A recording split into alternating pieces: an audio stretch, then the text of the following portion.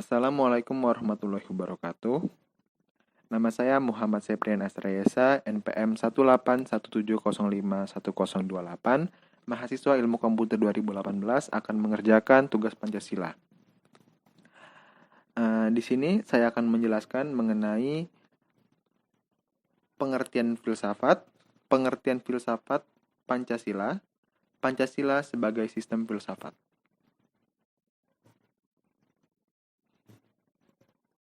Secara harfiah, istilah filsafat atau filosofia menurut bahasa Yunani mengandung arti cinta akan kebijaksanaan. Beranjak dari arti harfiahnya, menurut Agus, arti itu menunjukkan bahwa manusia tidak pernah secara sempurna memiliki pengertian menyeluruh tentang segala sesuatu yang dimaksudkan kebijaksanaan. Namun, terus-menerus harus mengejarnya. Ada 3 pengertian filsafat, yaitu filsafat dalam proses dan filsafat dalam arti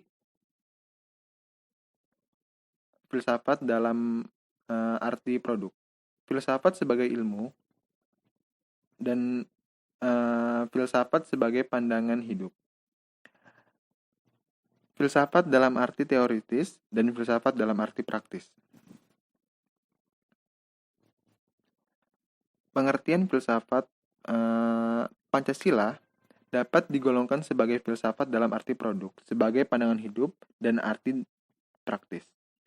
Ini berarti filsafat Pancasila mempunyai fungsi dan peranan sebagai pedoman dan pegangan dalam sikap, tingkah laku, dan perbuatan dalam kehidupan sehari-hari, dalam bermasyarakat, berbangsa, bernegara, bagi bangsa Indonesia.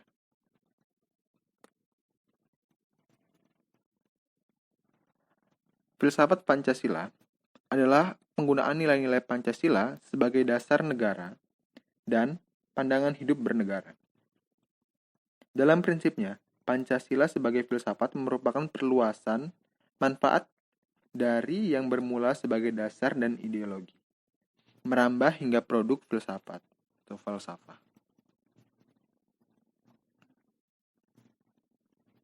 Filsafat Pancasila artinya menggunakan nilai-nilai Pancasila sebagai dasar negara dan pandangan hidup bernegara.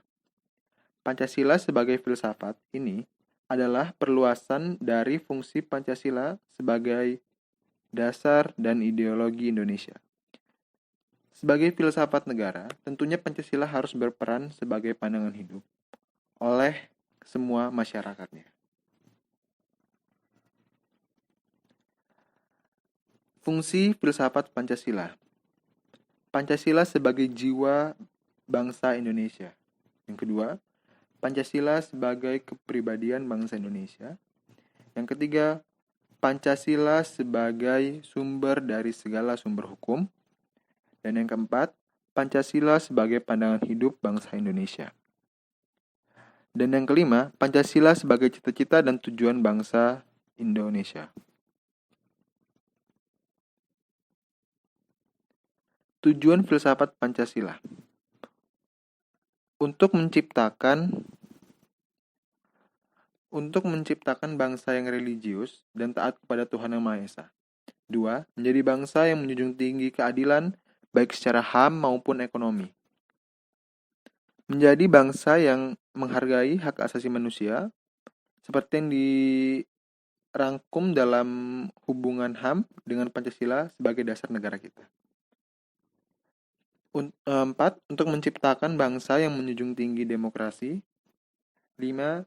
Menjadi bangsa yang nasionalis dan mencintai tanah airnya, yaitu tanah air Indonesia.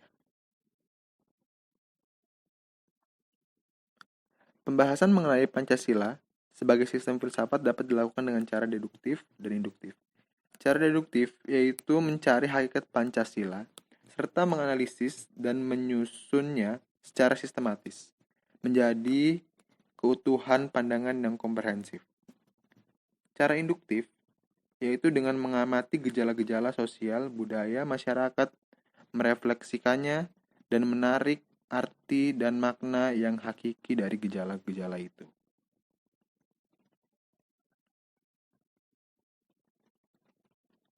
Pancasila yang terdiri atas 5 sila hakikatnya merupakan sistem filsafat.